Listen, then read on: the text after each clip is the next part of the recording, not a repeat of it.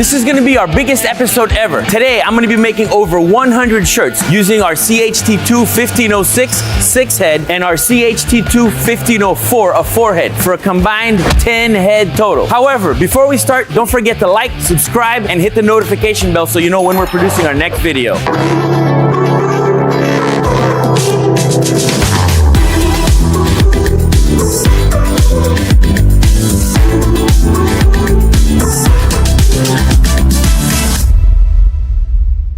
We recently received a large last-minute 100 bulk crewneck t-shirt order through our sister company, Garmio. In order to do this, we're gonna have to work as efficiently as possible. Ricoma's CHT2 series is specifically designed to help embroiderers maximize their efficiency when embroidering large bulk orders. Since we have 10 heads, we're gonna need 20 hoops. While 10 are being embroidered, 10 will be hooped ready to go so that by the time one is done, we put the next one and we just keep the cycle going. We'll be doing a left chest logo that's approximately 3 inches in diameter. The stitch count is 11,500, which is going to take approximately 13 minutes on the machine at 800 stitches per minute.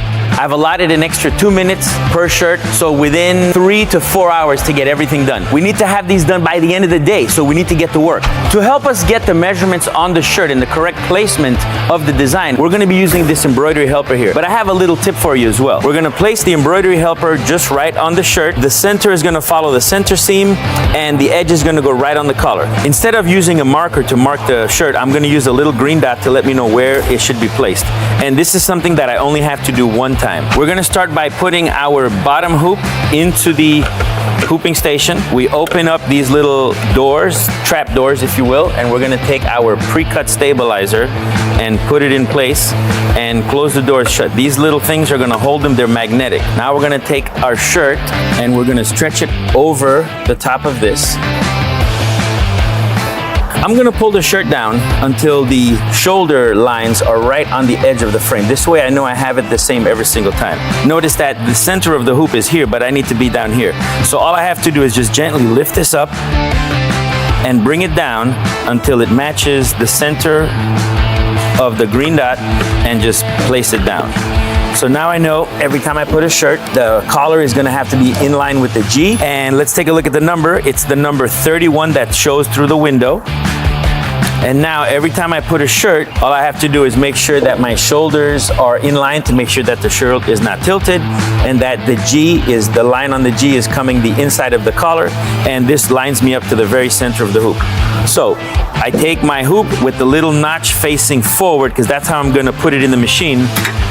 Put this like that, my stabilizer is ready, and I push it down. The Mighty Hoop Hooping Station is a big game changer. It's gonna save us a lot of time to make sure that the design comes out on the same spot on each shirt, each and every time the same way.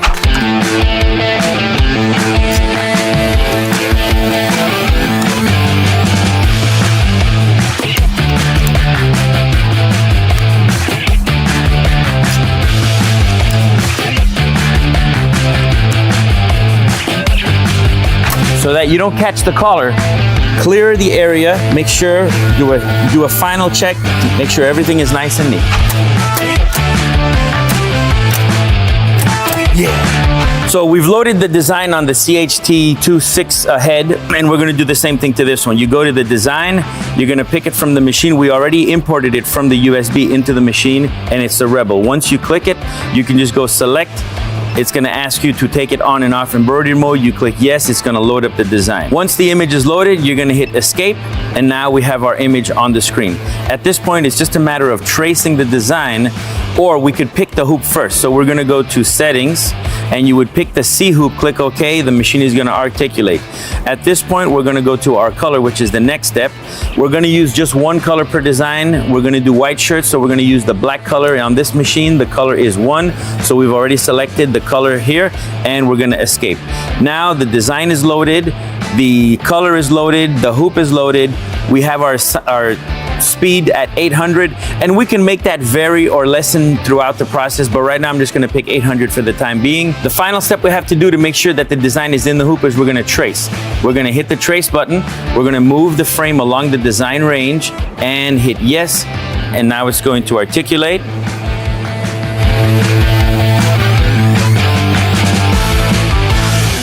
Now let's begin.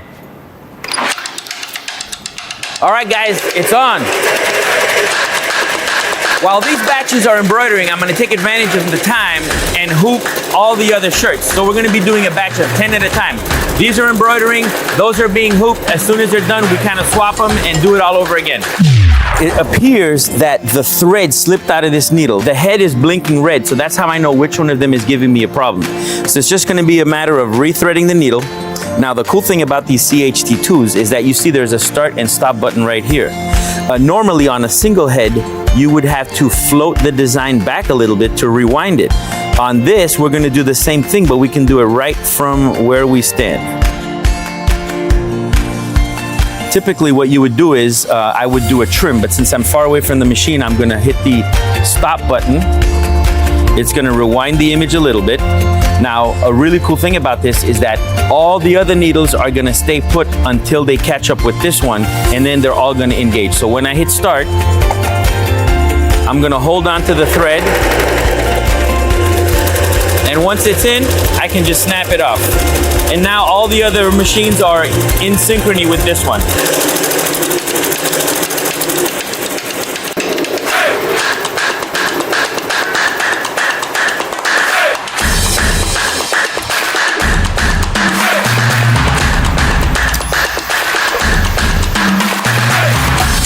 The first batch is all done. While we're waiting for this one to embroider, I'm gonna cut the backing off of these. In order not to cut the shirt, I like to hold the backing up like this so that the fabric falls down and just cut across it. You don't wanna get too close.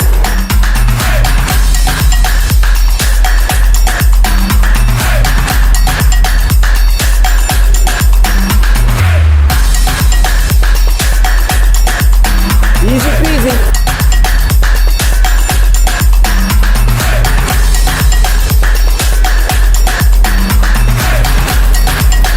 For the black shirts, I'm gonna be using 2 layers of black stabilizer.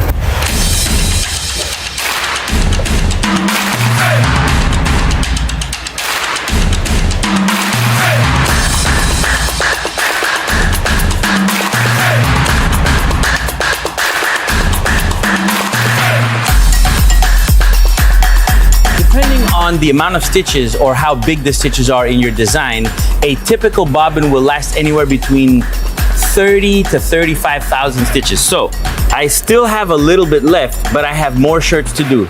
We're all done with the white ones. This one gave me about 3.5 designs, or 3 designs I had switched before. But now to do the black ones, we're gonna start with fresh bobbins all over again to make sure we don't get any interruptions while we're embroidering.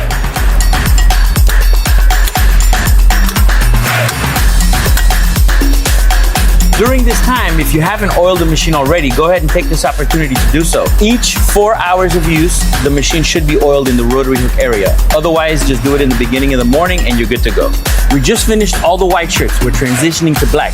But on the black shirts, we're gonna use white thread. So this is where we're gonna change the white thread. We're still using just one color, and my white thread is on my number 1. So I'm gonna pick white thread for the white shirt, which is the number 2, second color, number 2. So there it is, and we hit OK. That'll seal it in and escape. Make sure you do the same thing on the second machine.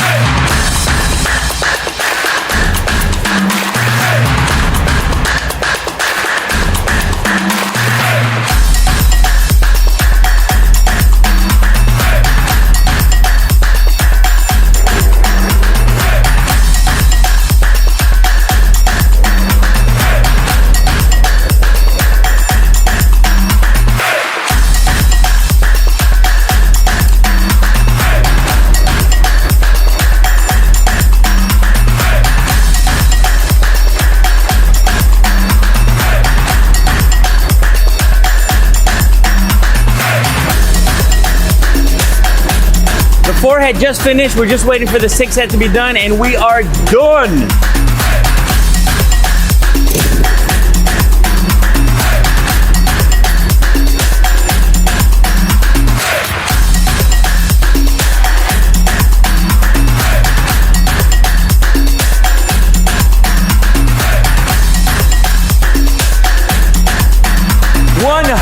Shirts.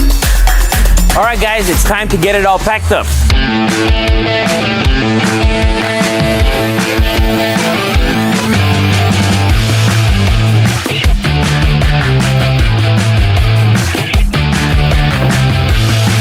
All right, they're all in here. I'm going to take them to the shipping department so we can ship them out.